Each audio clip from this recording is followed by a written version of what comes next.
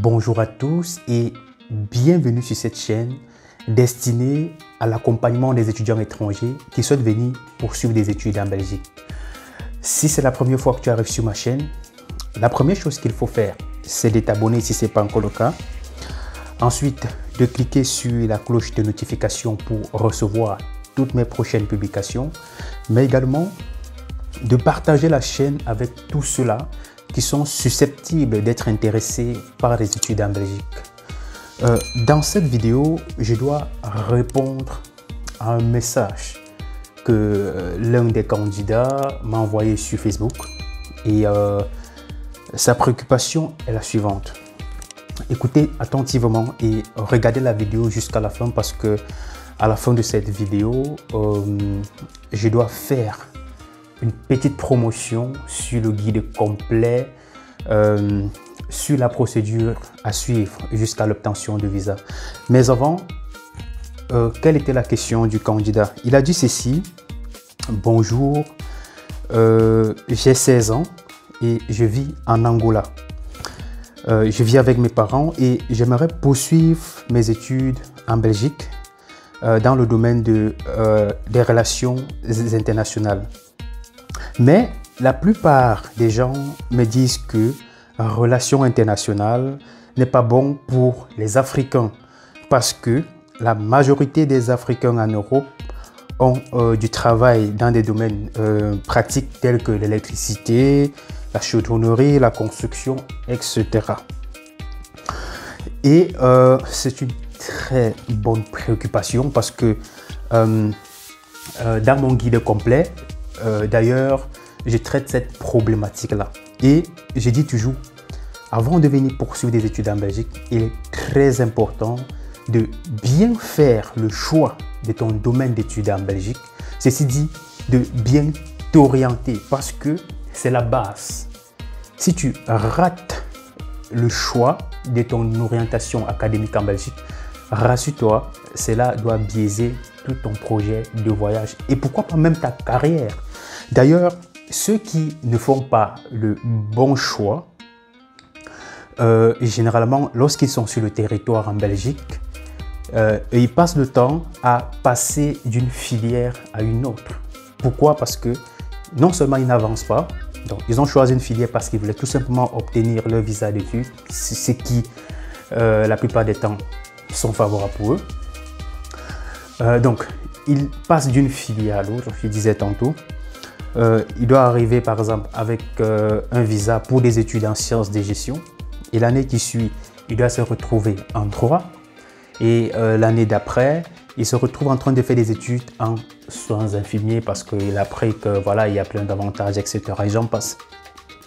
Donc, si je reviens sur la préoccupation de ce frangin, voilà, il est passionné, bref, il est intéressé par des études en relations internationales.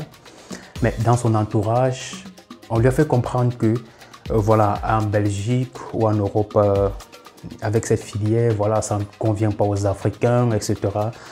Voilà, ce langage que parfois des experts de la connerie se permettent de raconter aux étudiants.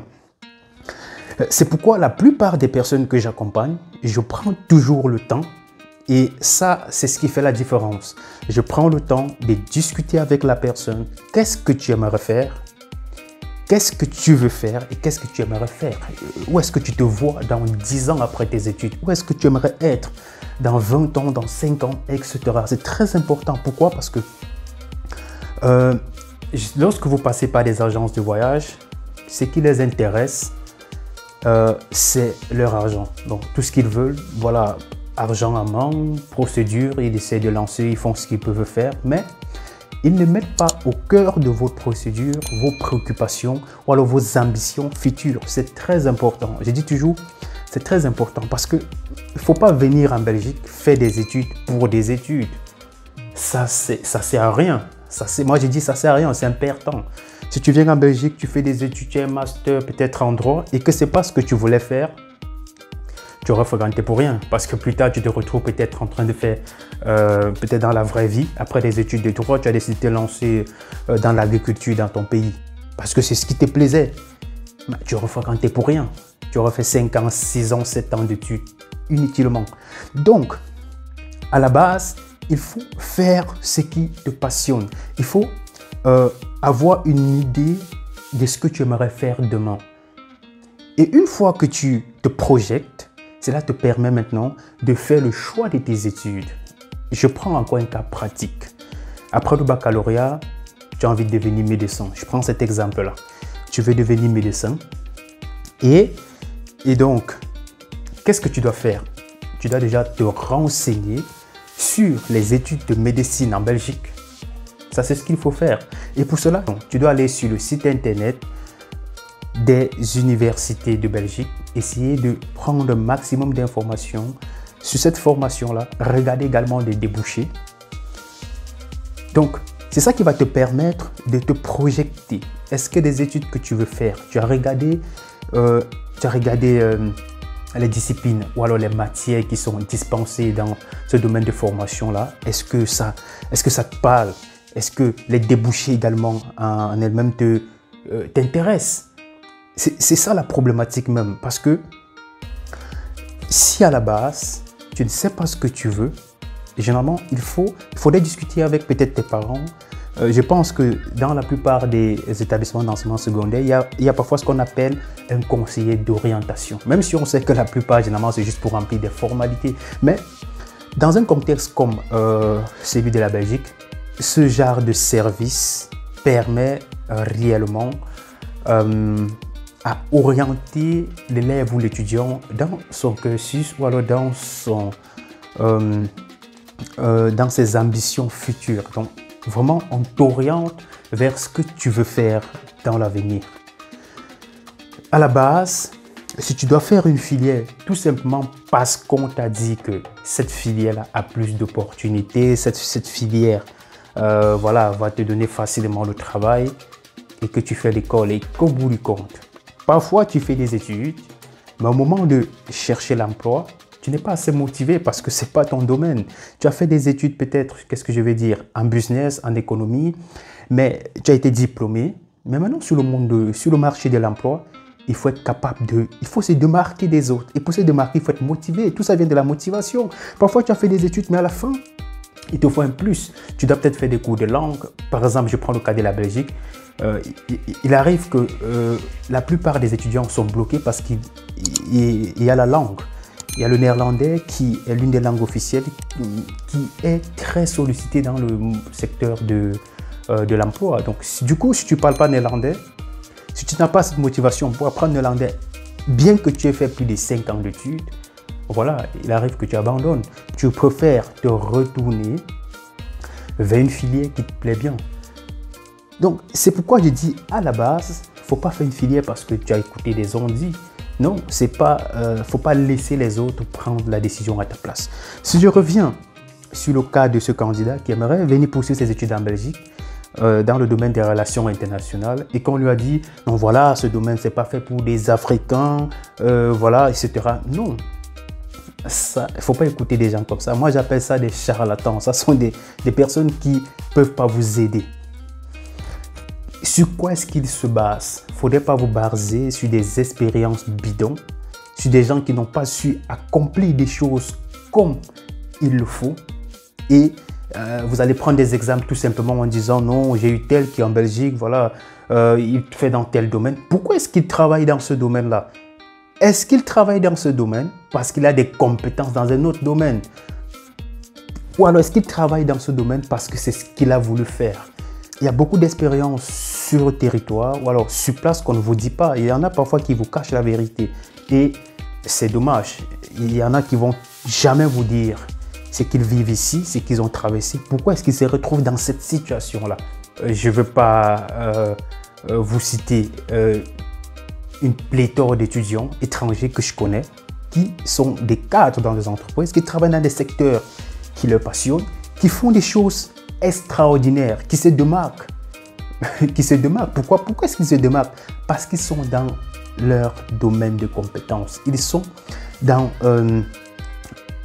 au cœur de ce qui les passionne. Si je reviens encore une fois de plus sur le domaine des relations internationales, On n'a qu'à regarder comment le monde évolue, on n'a qu'à regarder comment les choses bougent. Et l'Afrique, bien qu'on ait des tares, bien qu'on soit parfois un peu rétrograde, il faut faire une projection sur 10, 15, 20 ans. Dans 30 ans, dans 25 ans, les générations qui viennent, surtout que l'Afrique a une classe jeune très importante, il faut voir dans 25 ans, les lignes vont bouger, c'est plus la même génération. Les gens vont essayer d'évoluer, les entreprises vont essayer de s'adapter. Il faudrait bien que dans le domaine des relations internationales, qu'il y ait des personnes qui comprennent ces mécanismes, qui puissent expliquer à l'Europe, qui puissent expliquer aux Occidentaux. Ce sont des choses qu'on n'explique pas. Il ne faut pas vous cantonner sur le présent. Les métiers évoluent, les choses bougent. Dans le domaine des relations internationales, il faut bien des gens qui seront capables d'expliquer ce changement-là, d'expliquer ce mouvement. Sinon, je dirais, tu n'es pas sur la bonne voie. Mais en plus de cela, si tu veux faire relations internationales parce que c'est ta passion, mais écoute ton cœur, écoute ce que tu veux faire. Tu ne feras jamais quelqu'un qui fait quelque chose par passion et qui ne s'en sort pas. Non, ça, c'est pas possible. Si tu fais quelque chose parce que ça te passionne, parce que c'est ce que tu aimerais faire, et à chaque fois tu essayes d'innover, tu essayes de sortir du lot, mais rassure-toi, si tu es un expert en relations internationales, axé sur l'Afrique, mais je te rappelle que c'est un marché énorme. Sur le long terme, c'est un marché où on a besoin d'expliquer l'Afrique aux jeunes. Parce que, vous savez, il y a tellement de trucs en Afrique qu'ici en Occident, quand tu expliques ça à un blanc, pour lui, il ne comprend pas. Donc, ils sont tellement fermés dans le monde, parfois on leur cache la vérité, et ils se disent que ce qui se passe ici, ce n'est pas forcément ce qui peut se passer là-bas.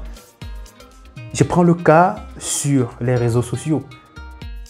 Il y a des gens ici qui sont parfois étonnés de voir peut-être un Africain avec un GSM, de voir un Africain avec un téléphone portable, avec WhatsApp et autres. Parce que lui, où est-ce qu'il prend ce téléphone? Comment est-ce qu'il fait pour avoir Internet? Parce que pour eux, c'est comme si nous on vivait au Moyen-Âge.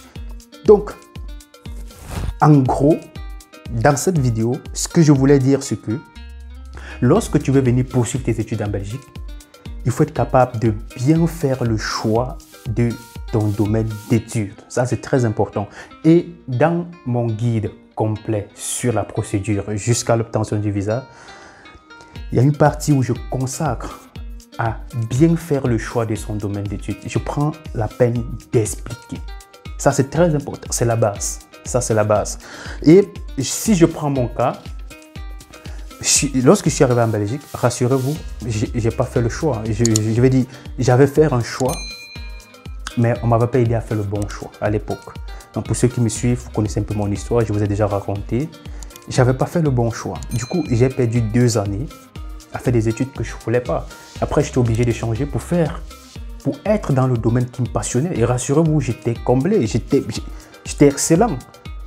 C'est ça la différence, c'est ça le but en fait. Il faudrait faire ce que lorsque tu fais, tu as l'impression que tu ne vois pas le temps passer. Tu as l'impression que tu t'amuses. Et je dois dire une fois de plus à tous ceux-là qui veulent venir poursuivre des études en Belgique, ne vous laissez plus berner par des gens qui vont vous raconter des choses qu'eux-mêmes ne savent pas la réalité. Donc, sur ce, je vous remercie d'avoir regardé cette vidéo jusqu'à la fin. Et avant de vous quitter, je vais une fois de plus remercier tous ceux-là qui ont pris leur guide ce mois de décembre. Vous êtes nombreux, je ne vais pas citer les noms. Et rassurez-vous, je vous remercie. N'hésitez pas, si vous avez des questions, si vous êtes bloqué dans votre procédure à un moment donné, à écrire soit dans le groupe ou à me contacter en privé. Vous avez mon numéro privé. Pour que je puisse décanter la situation. Et à tous ceux-là que j'accompagne personnellement, ceux qui m'ont confié, ceux qui ont préféré l'accompagnement personnalisé, vous savez également, je suis disponible à vous aider à tous les niveaux. Donc, ce qui m'intéresse, ce n'est pas que de l'argent. Mon but est que vous soyez au cœur de votre procédure, que vous soyez au courant de ce qui se passe, que vous soyez capable demain d'aider ceux-là qui, pourquoi pas, voudront bien venir. Pourquoi pas, voudront bien venir poursuivre les études en Belgique. Donc sur ce, dans la description de cette vidéo, je vais mettre un lien qui est valable jusqu'à la fin de ce mois. J'ai fait une réduction de 80%. Ça, c'est exceptionnel. Une réduction de 80% pour ceux qui veulent le guide. Et c'est un cadeau de Noël pour tous ceux-là qui ont regardé cette vidéo jusqu'à la fin. Donc, n'hésitez pas, dans la description de cette vidéo, vous allez voir le lien intitulé profitez de la réduction de 80% sur le guide. Cliquez dessus, allez profiter. Et je vous souhaite un succès dans vos démarches. Et surtout, à très bientôt pour la prochaine vidéo. N'oubliez pas de vous abonner si ce n'est pas le cas. De partager la vidéo avec tous ceux-là qui seront susceptibles d'être intéressés par les études en Belgique. Et on se dit à très bientôt pour la prochaine vidéo.